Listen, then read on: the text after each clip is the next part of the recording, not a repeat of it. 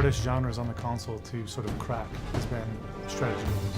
People were making games that both ran on the PC and ran on a console. They weren't taking advantage of the controller, they weren't taking advantage of the screen, the television. All right, we're gonna rework this, and we're not gonna build a game that can work on both, and we're not gonna do that. We're building a game for the console, and we said, let's start from the beginning. We took it up to Microsoft and talked with them, and really I think came to the mutual conclusion that the right thing for this game was to marry our gameplay with a universe that people understood already.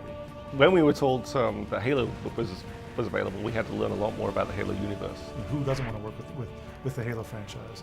And taking those characters, that world, and putting our gameplay with it was sort of a perfect marriage. During that time we found out that Halo itself started out as an RTS game, which of course was kind of interesting. I want to feel in every game like I can invest myself in that world somehow. We realized very early on that the one thing we had to get right was the controls. One of the biggest concerns I know that's out there on the internet is, how can a strategy game exist without a mouse and a keyboard? You're going to have to figure out a way to get the same gameplay on a console controller. And I think we've done that in Halo Wars. One common thread is each time we went back and sort of rethought about controls, they got simpler. What are the basic fundamentals that are fun about RTS? How do we have to control them? How do we use our controller to control them? I wanted one button to do one thing. Whereas before, you look at a console strategy game as well, if you press this button here with the trigger pulled, pull the other trigger at the same time, and press these two buttons, it's just too much. A lot of things came out of that. The circle menu came out of that. The circle menu that we use in Halo Wars is one of the things that I think really stands out in the game.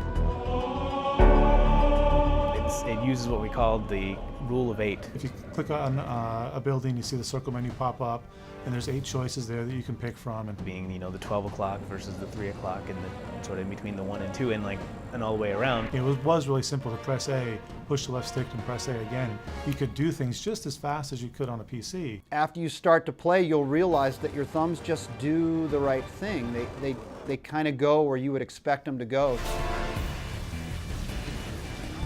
I think when you have the previous Halo games out there and you've got such a huge fan base of Halo fans anxious to see what you do next, it's a huge bar for you to have to meet and their expectations and exceed their expectations. Patience is not infinite. We have to live up to the Halo franchise and the expectations people have. So they expect to get a great story out of Halo, and I'm certainly a little biased, but I think the way that we told our Halo stories is going to help set a bar back on Halo itself to tell their stories even better next time. These guys just don't know when to quit. The way that strategy gamers, who know enough about the origins of the genre, they go back and talk about Dune 2 and the early Warcraft games, and I hope in 10 years people are talking about Halo Wars in the same way. Background